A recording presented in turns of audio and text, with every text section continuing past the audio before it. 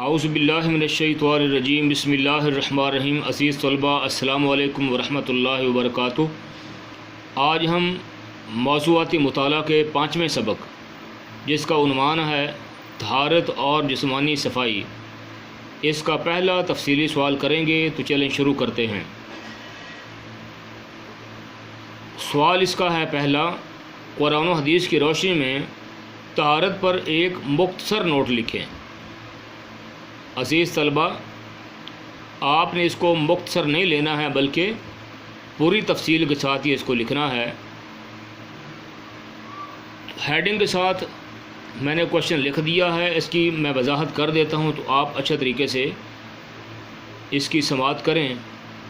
تو پہلے سوال کی جو ٹاپ کی مین ہیڈنگ بنتی ہے وہ یہ ہے، قرآن و حدیث کی روشنی میں طہارت۔ مین ہیڈنگ دینے کے بعد آپ سب ہیڈنگ دیتے جائیں گے اور اسی ترتیب کے ساتھ آپ ہیڈنگ کو بھی یاد کریں گے اور اس کی تفصیل بھی۔ تو میں ان کی وضاحت کر دیتا ہوں، آپ اچھے طریقے سے سن لیں۔ جو پہلی سب ہیڈنگ بنتی ہے وہ ہے طہارت کا مفہوم۔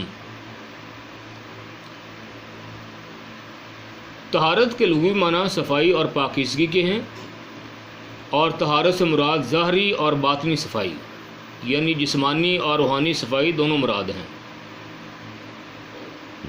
جبکہ باطنی صفائی اور اخلاقی عادات کو بہتر بنا لینے کو تزکیہ کہتے ہیں، یعنی باطن کی صفائی کرنے کو تزکیہ کہتے ہیں۔ جسم، لباس اور عبادت گاہ وغیرہ کو پاک صاف رکھنا بھی طہارت کہلاتا ہے۔ دوسری ہیڈنگ ہے طہارت دوسری ہیڈنگ بنتی ہے شرعی طہارت اور ہمارا اسلوب طہارت۔ اسلوب کا معنی ہوتا ہے طریقہ، یعنی آج کے جدید دور میں جو ہمارا طریقہ ہے وہ یہاں پہ بیان کیا جائے گا، اور جو شرعی طہارت ہے اس کے بارے میں بتایا جائے گا۔ عزیز طلباء، آج کے جدید دور میں صفائی ستھرائی تو بہت کی جاتی ہے، مگر شریعت کے اصولوں کو اپنائے بغیر ہی عام غسل کرنے کو طہارت کے مفہوم میں لے لیا جاتا ہے، حالانکہ شرعی مفہوم اس کے بالکل الٹ ہے۔ اگر شریعت کے اصولوں کو مد نظر رکھ کر طہارت نہ کی جائے تو یقیناً طہارت نہ ہوگی، اور اگر طہارت نہ ہوگی تو کوئی عبادت بھی قبول نہ ہوگی۔ یعنی ایک شخص پہ اگر عام غسل کرتا ہے تو ٹھیک ہے، وہ جیسا بھی نہا لے گا اس کا غسل ہو جائے گا، اس کا جسم صاف ہو جائے گا۔ لیکن اگر کسی شخص پہ غسل فرض ہے، غسل واجب ہے، غسل فرض ہے، تو پھر کیا ہے، اس کو شریعت کے اصولوں کے مطابق عمل کرتے ہوئے اس کے جو فرائض ہیں وہ ادا کرنے ہوں گے۔ غسل کے فرائض اتنے بنتے ہیں، غسل کے ویسے تو بنیادی طور پہ 3 فرائض ہیں، شاید اس کی وضاحت ہو چکی، اگر نہیں بھی ہے تو سن لیجئے کہ غسل کے بنیادی طور پہ 3 فرائض ہیں کہ اچھے طریقے سے کلی کرنا، جس کو غرارہ کہتے ہیں، 1 مرتبہ۔ دوسرا فرض ہے اچھے طریقے سے ناک میں پانی چڑھانا، ناک میں پانی ڈالنا کہ ناک کی نرم ہڈی تک پانی پہنچ جائے، یہ بھی عمل 1 مرتبہ کرنا فرض ہے اور 3 مرتبہ کرنا سنت ہے۔ اور تیسرا فرض ہے کہ پورے جسم پر اس طرح پانی بہایا جائے کہ ناخن برابر یا بال برابر جسم کا کوئی حصہ خشک نہ رہے، یعنی مکمل طور پہ جسم تر ہو جائے۔ یہ عمل 1 بار کرنا فرض ہے۔ عزیز طلباء، یہ 3 فرائض پورے کرنا لازم ہیں، ان کے علاوہ باقی چیزیں جو ہیں وہ سنتوں اور مستحبات میں آتی ہیں، لیکن جس بندے کے فرائض پورے ہو جائیں گے اس کا غسل ہو جائے گا۔ یعنی طہارت کرتے ہوئے، جسم کو پاک صاف کرتے ہوئے، غسل کرتے ہوئے جو شریعت نے ایک طریقہ بتایا ہے اس کو فالو کرنا بہت ضروری ہے۔ تیسری ہیڈنگ بنتی ہے طہارت قرآن کی روشنی میں۔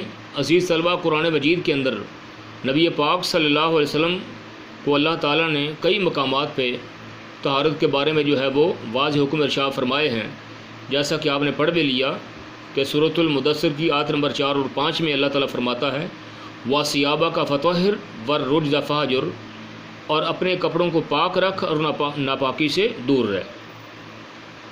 ایک اور مقام پہ اللہ تعالیٰ فرماتا ہے ان اللہ یحب التوابین ویحب المتطہرین، کہ بے شک اللہ تعالیٰ پاک صاف رہنے والوں کو، توبہ کرنے والوں کو اور پاک صاف رہنے والوں کو دوست رکھتا ہے۔ بے شک اللہ تعالیٰ توبہ کرنے والوں اور پاک صاف رہنے والوں کو دوست رکھتا ہے۔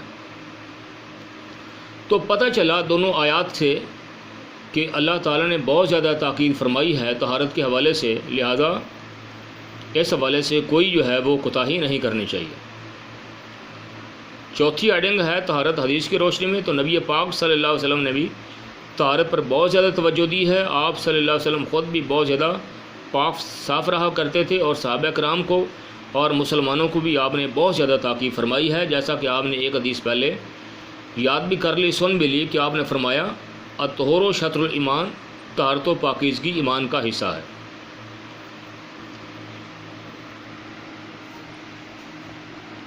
طہارت و پاکیزگی ایمان کا حصہ ہے۔ ایک اور موقع پہ نبی پاک علیہ السلام نے فرمایا ہے کہ لا تقبل صلاۃ بغیر طہور، یہ صحیح مسلم کی حدیث ہے کہ طہارت کے بغیر نماز قبول نہیں ہوتی ہے۔ دونوں احادیث سے پتہ چلا کہ طہارت بہت زیادہ اہم ہے، اس حوالے سے کوئی کوتاہی نہیں ہونی چاہیے اور مکمل اسلامی اصولوں کا خیال رکھنا چاہیے۔ پانچویں ہیڈنگ بنتی ہے طہارت کی اقسام۔ عزیز طلبہ، یہ طہارت کی 5 اقسام ہیں جو علماء نے بیان کی ہیں۔ یہ آپ کی طہارت کی اقسام مین ہیڈنگ دیں گی اور پھر اس کے بعد سب ہیڈنگ دیں گے۔ تو سب ہیڈنگ بنتی طہارت کی طہارت فکر۔ طہارت فکر سے مراد یہ ہے کہ اپنے دل و دماغ کو گندے خیالات اور کفر و شرک سے پاک رکھنا، پاک رکھا جائے، کیونکہ کفر و شرک بھی ایک نجاست اور گندگی ہی ہے، بہت بڑی پلیدی ہے، جس کے بارے میں اللہ تعالیٰ نے فرمایا ہے سورہ توبہ کے اندر۔ اللہ تعالیٰ فرماتا ہے انما المشرکون نجس، کہ بے شک جو مشرک ہیں یہ ناپاک ہیں، لہذا ہر قسم کی پلیدی اور گندگی اور کفر و شرک سے اپنے آپ کو کفر و شرک سے اور گندے خیالات سے بچا کے رکھنا چاہیے۔ دوسری طہارت علماء نے بیان کی ہے طہارت اخلاق۔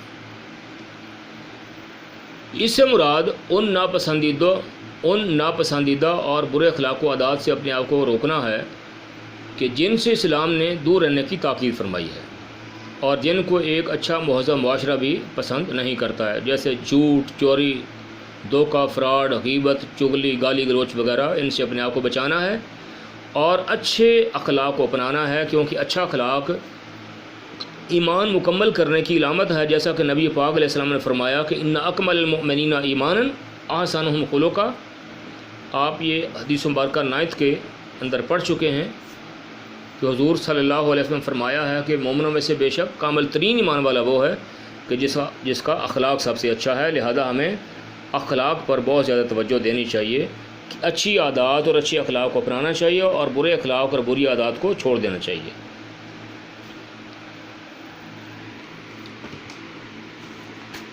عزیز طلبہ، جو تیسری قسم ہے طہارت کی، اس کا نام ہے طہارت جسم۔ لہذا اسلام نے جسم کی صفائی پر بھی بہت زیادہ زور دیا ہے، کیونکہ اس کے بغیر بھی کوئی عبادت قبول نہیں ہوتی ہے۔ اصل طہارت تو پانی ہی سے حاصل ہوتی ہے، لیکن اگر کوئی شخص بیمار ہے اور اس کے پاس یا تو پانی میسر نہیں ہے، یا اگر وہ پانی استعمال کرتا ہے تو اس کی بیماری بڑھ جانے کا خطرہ ہے، یا اگر کوئی شخص مسافر ہے اور اس کے پاس پانی ہی موجود نہیں ہے، ایسی کنڈیشن میں کیا ہے کہ بیمار کو بھی اور مسافر کو بھی پاک مٹی سے تیمم کر کے نماز ادا کرنے کی اجازت ہے، جیسا کہ اللہ تعالیٰ نے ارشاد فرمایا ہے سورۃ النساء میں ترجمہ کہ اگر تم پانی نہ پاؤ تو پاک مٹی سے اپنے جسم اور ہاتھوں کا مسح کر لیا کرو، یعنی پاک مٹی سے تیمم کر کے نماز ادا کرنی ہے، نماز چھوڑ نہیں سکتے۔ چوتھی قسم ہے طہارت لباس۔